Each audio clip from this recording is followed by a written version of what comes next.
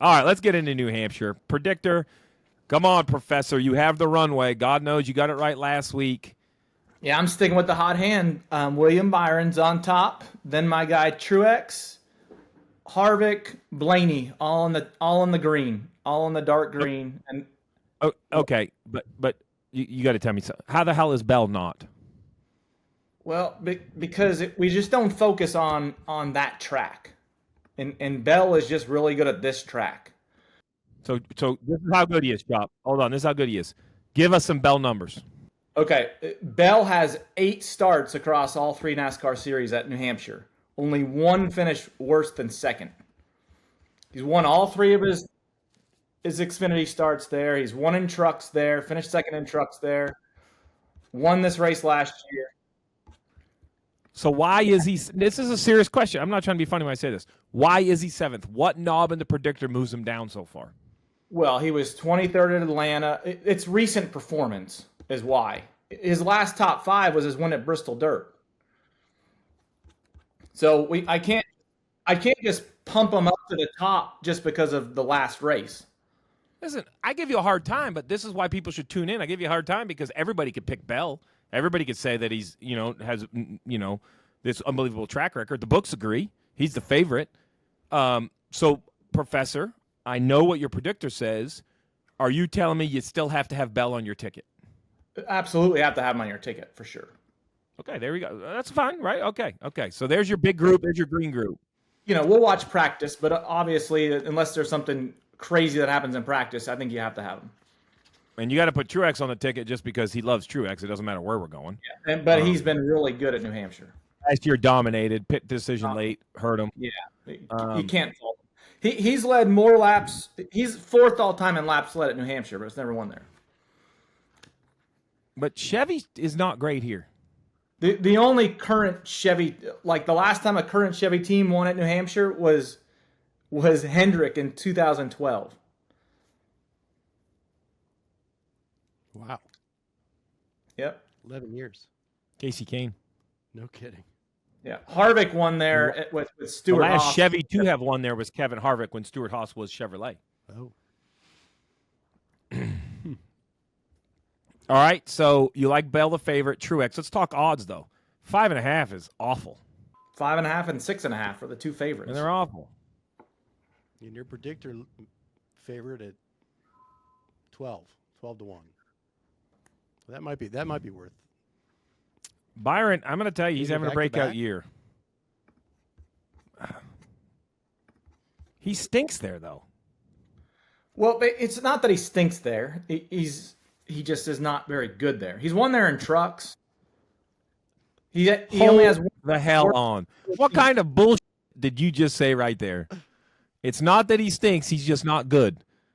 Look, I'm not Nate Ryan. I only have so many words. Stinks is not good. I don't have a lot of adjectives. Stinks is bad. Those go together. No, he's average then. He's average there. I will tell you, I like. Oh, man. I don't know what I like. So what tracks do you compare to New Hampshire? Let's go that route. St. Louis, Phoenix. Who won at Phoenix? Joseph Logano in the fall.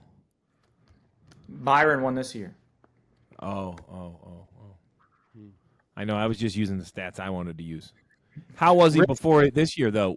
This is a serious note. Did he stink at Phoenix before he won? I say this. This is not a funny story. What I'm saying is, like, here's the problem. There's no doubt that William Byron is the best he's ever been. We can all say, right? He won 4 times. Like, the guy's, he's on a rocket ship. So my point is, when I say he stinks there, I only get one sample race a year. It was a year ago when he was there. He's way better now. He's way better this year. Like, was he just average at Phoenix and then he won there? Like, let's dig into the soup a little bit here. Let's get some real bets. Yeah, that win was his only top 5 at Phoenix. So there you go. So he took a track that he was not very good at, and he won. Yep. Racing season is underway. New customers download the DraftKings Sportsbook app and use code DMD. Bet $5 and get $150 in bonus bets instantly. That's code DMD. Only on DraftKings Sportsbook. So for that reason, I do think he probably could turn it around. What about the Ford contingent? Are we believing the Fords have a chance? They were good. How were they in St. Louis? I can't remember who won St. Louis. Let's start with who won St. Louis. Kyle Busch won. Ooh. He's having a monster year. Yeah, and he's pretty good there. You could cut that, Travis, and put that on every podcast we always talk about from now to the end of the time. Guess what, guys? Breaking news. Beep, beep, beep, beep, beep, beep, beep, beep. Kyle Busch is good. Beep, beep, beep, beep, beep, beep. Back to regular scheduling programming. Or he's fantastic. Or he's fantastic. I mean, come on, man. So Blaney ran pretty well at Gateway. He would be your Ford contingent. Him and Logano were both top 6. Here's why. I know maybe I'm falling in love with Ford because they were so fast in Atlanta. But when I look at Ford, they are not good at the high speed tracks. They're not.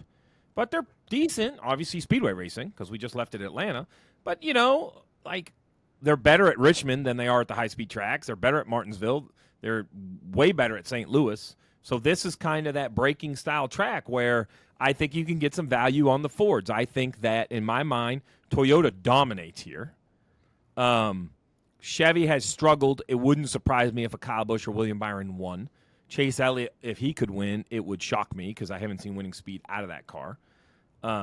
Nothing surprises me with Kyle Larson. Win or 32nd wouldn't surprise me out of Kyle Larson. Right? I mean, that's fair. What's going on there? I mean, there's just no rhyme or reason. There's no consistency. It's not like a bad performance. That's what I want to talk about with Kyle. It's not like they just go lay an egg. Like, they're always pretty fast. It's just they just can't seem to get the finishes. So the question is the value on the Fords? Harvick 9-1, yeah.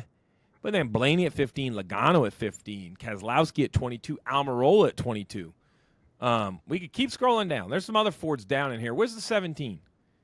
Let's go all the way down, Trav. Scroll me down and give me a big number.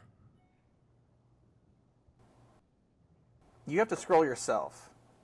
Oh, boy. I can't do that. Busher, 90-1. I have my own computer. The mouse Trav. that's in front of you, move No. it.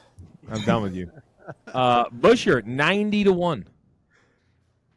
Jones, are any of these even a chance? What's Busher? Briscoe, 70-1. Briscoe won at Phoenix a couple years ago. I know he's awful. This year's not been good. I'm just being nice. It's been a bad year for Briscoe. Priest, the modified magician, 55-1. Are they doing practice this week? Just 10 minutes. 10 minutes and qualify. Mm-hmm. Well, it's 20 minutes. Huh? Yeah, they get 20 minutes of practice. Each group gets. I'm glad the announcer knows what's going on. Yeah. I do Xfinity first. That's on Friday. I'll worry about Cup on Sunday. Each group gets 20 minutes. Yes. Oh, I'm sorry. I misspoke. I won't speak again, Professor. That was tough last week with no nothing. at all. One lap. Yeah. I thought it was great. Made the racing better. Well, I'm actually with him on this. I'm Mr. No Practice. There's a lot of people on our broadcast, namely the two drivers that think we need practice. Nope, unnecessary. Let me go ahead and tell you what. If you gave these guys 2 hours of practice, you know what would happen? The big teams would whip everybody's butt. It wouldn't even be close. Because here's why. So let me explain to the fan what happens. Everybody says, give them an hour of practice because that'd be easier for the small teams. They don't have all the tools. That isn't what happened. You go run for an hour, and then when practice ends, Hendrick and Gibbs and all those people, their simulators run all night long. Like you don't want to give them information, right? The more information, the better they're going to be. The best thing you could do is start cold turkey. Like the best chance an upset winner is cold turkey. The more practice you have, it ain't happening. Because you have a chance that Kyle Busch may not start off great. Maybe they'll miss something, right? You give that team an hour of practice, he's not going to miss it. well, those Chevys missed. I mean, most of the Right. Chevys missed. Right. So in the my point is, say qualifying. you have practice in Atlanta, right? All of that they all get their shit dialed in, and they run all these qualifying laps that are boring to watch. We line them all up. Yeah. I don't know.